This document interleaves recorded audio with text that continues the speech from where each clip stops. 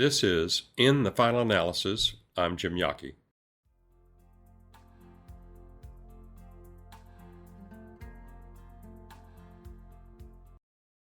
Welcome to the In the Final Analysis podcast. This is your host, Jim Yockey, and I am the Media Support Manager, Kylie Yockey. Welcome to episode 6 of In the Final Analysis, our first of 2025. Happy New Year. Today, we want to get into a little bit about how we decide what content to share with you all and what we think that you want to know about and how you can let us know what you want to know about. So, Jim, how do we decide what topics we think people need to hear about? Well, there are several things. Most likely, people want to understand current events. And so sometimes we pick topics based upon what's really going on, whether it's an election or downturn in interest rates or whatever it might be, that primarily is more difficult for someone to grasp the background information and how important it is or how not important it is, depending on your perspective. But investing is it's an interesting place to reside. And there's so much knowledge that you need to have to be really effective at it. And most people just don't want to spend the time to dig in and say, oh, well, I want to really understand whatever it is. Like the Federal Reserve, for example, what do they really do? And the value of all the central bankers around the world, including the Federal Reserve. The simple answer to that for us, for most people, is they control the flow of money in and out of the economy. It's sort of like your car. If you want to go faster, you put your foot on the accelerator and push down. So you give it more gas. And then if you want to slow things down, you take your foot off the accelerator and things slow down.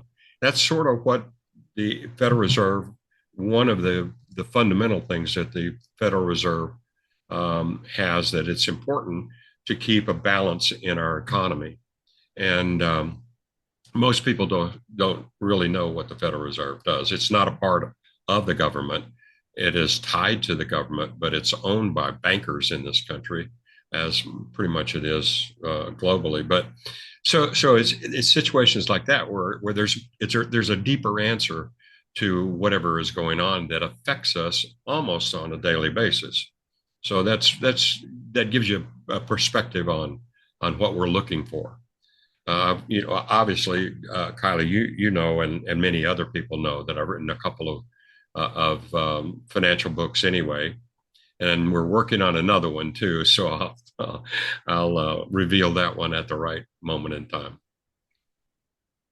I love that sneak peek there. And for anyone listening who wants to know a little bit more about the Federal Reserve, we do have a podcast episode on that in our In the Final Analysis podcast webpage on our website that you can go check out at any time. So that is clearly a topic that we have been asked about before, and that people that we know, our clients and other people in the business and in the industry and consumers in the industry, have questions about. So I wanted to ask you, Jim, what are our clients and other people asking about the most often? And why do you think that is? What do you think the missing link is between them and the information? That's a very interesting question, because when clients are new to be clients, come and sit and talk with us,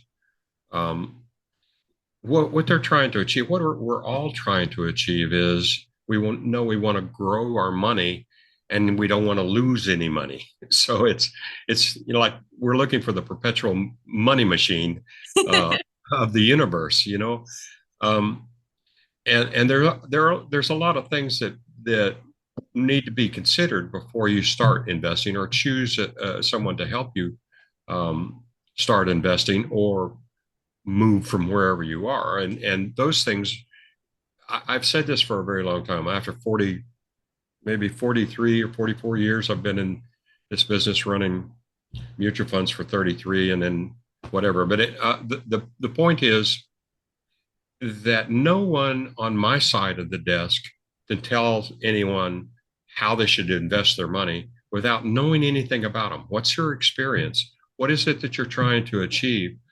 How do you view things? How do you make a decision on something that is right for you or not right for you? So the idea is becomes more deeply discussed when they come in. They come in wanting to make more money, and underneath that, I think the truth really is they're coming in to achieve more security, more confidence, more sleepful nights instead of sleepless nights, because investing is very complicated and it moves fast. And we generally, most people don't take the time to investigate what all of the implications of those uncertainties that we face on a daily basis really are. And so by us getting to know each other, it allows me to peek into what they're really trying to do and help them get there. Does that make sense? Yeah, yeah. I really appreciate that you take the kind of, this almost sounds a little too like marketing to say, but like the person first approach to working with clients and making sure that it's, you're not telling them, oh, here is a strategy that works. It's, here's a strategy that could work for you. Yeah. We being in the business for such a long time, the the whole industry has evolved and it's become more person centric.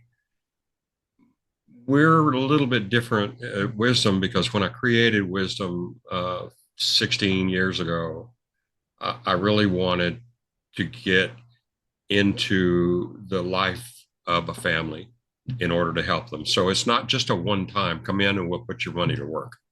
It's come in and we'll talk about what's next, what's down the road, how do you feel about this? You know, do we need to change that? So it's a continuum of gathering information for me to help them make good decisions. And I'm proud to say that we've accomplished a lot of that with almost every client, actually probably every client, because we get into the fabric of the family and we know really what's happening and when it happens. I'll give you an example. We had a serious incident for one of my clients, um, and it was severe. And the first phone call that I got from his sister was about 5:30 in the morning, alerting me that we had a concern. I was the first person, and the fact is that I mean it's it's representative of how much I care about people and how much they realize that I really do. You know, I'll you call me in the middle of the night, I'm going to answer the phone. I'm a 24/7 guy, and nobody really believes that until they try it. So, Oh, well, that's very sweet, though. I'm sorry to hear that there's instances where there's had to be a middle of the night thing in people's lives. You know, life happens unexpectedly to everyone. yes, it has worked out well for all. The activities that we did after uh, worked out well for the family. So. Okay. And so, whether it's in the middle of the night or not, what is most often, what are they calling you about? What do they want to know? Like, why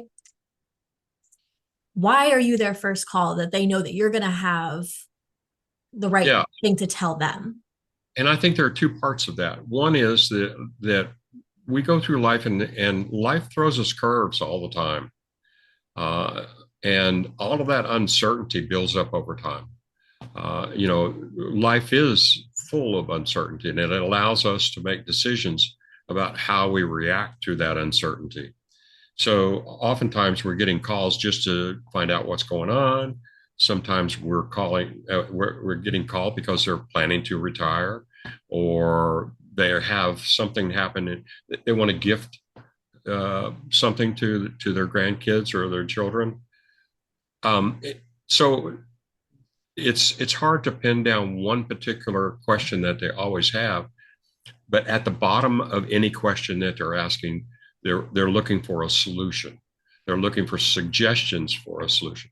They're looking for an analytical viewpoint that is not emotionally charged about their question or the uncertainty that they're trying to, or there's sometimes it's certainty that they want to achieve. And it's not necessarily sometimes about just money. I said a long time ago, money's not magic.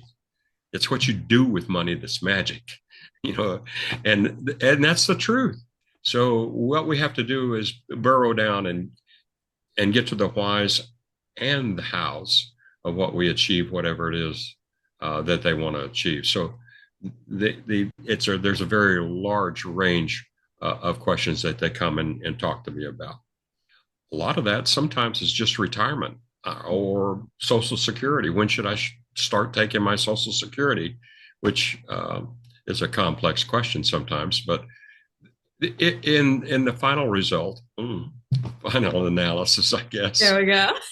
I have to just sit there and listen to them and find out what it is that they want the outcome to look like, and then try to remove some of the uncertainty to get there. Awesome. Well, I would love to know if there's any standouts in your memory of like favorite types of questions that you get asked, or things that, they come with you with either a problem or a challenge or just a query. And you're like, oh yes, I would love to explain this and figure this out with you. Oh my. Um, Sometimes clients have businesses and they want to sell them.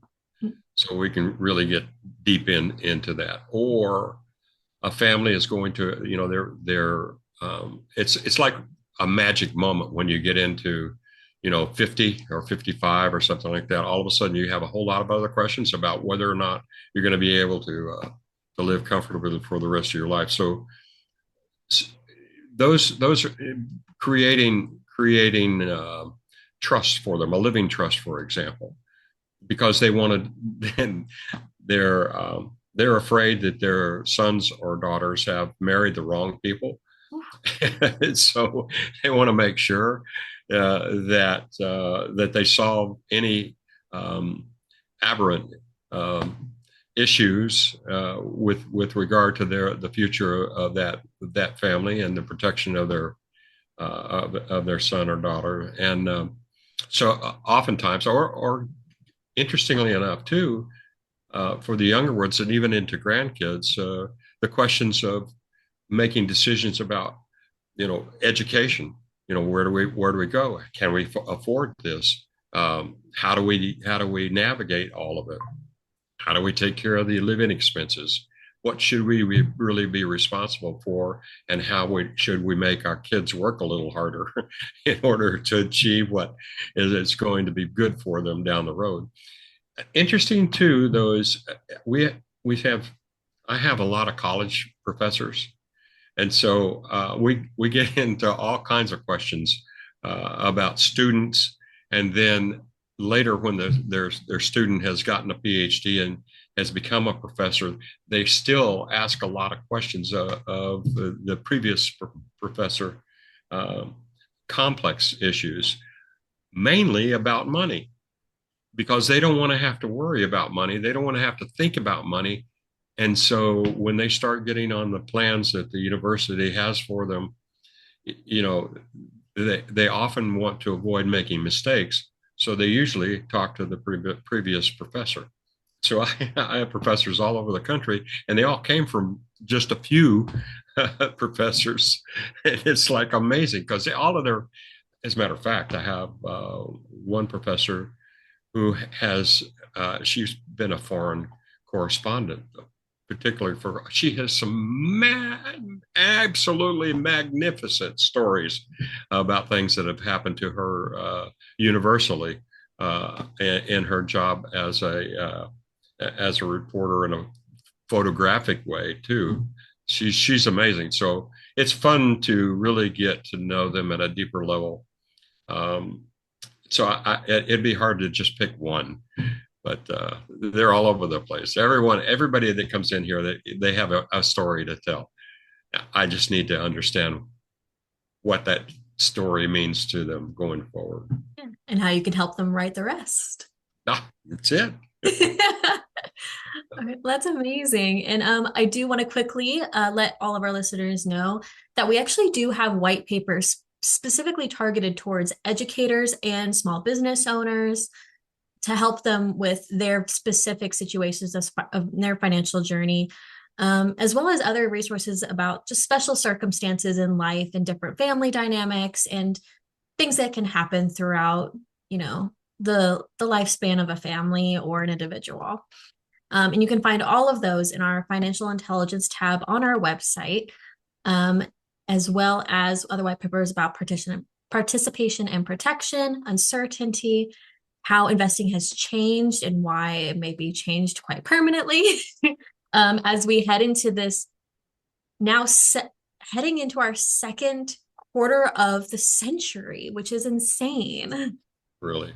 I know. I mean, between the technological advancements of the last 25 years and the proliferation of the internet and how that has not only changed the global economies, the practice of investing in financial investment, but also how we're able to interact with clients and audiences like a podcast just like this and be able to try to share as much information as we can so that everyone can feel a little more secure in their financial decision making. That would be a good accomplishment right there. You know, I guess, and I don't know how much time we have left, but the reality is that investing is important, not so much on a timing basis, but a time basis. And your Right. investment profile, the decisions you make about your money, coincide with the events in your life. But the same thing too is planning is important. And you with investing, you can be flexible and you can be considerate on your current situations. But life changes, and so time with your investments is more important than the timing of them most of the time. Awesome. Well, thank you so much, Jim, for explaining all of that. We are out of time for today, but please join us in our next episode where we are going to talk a little bit deeper into the concept of uncertainty and how that affects your financial decision making and the factors that can make all of that feel a little like you need help from people like us. And again, you can find more information about what we do, why we do it, and our wealth of resources on our website at wisdomchoice.net. You can also sign up for our newsletter through our website. We send out newsletters with information about what's going on every month in the economy, as well as other special topics about once every 2 weeks. So we won't blow up your email, we promise, but maybe let us in.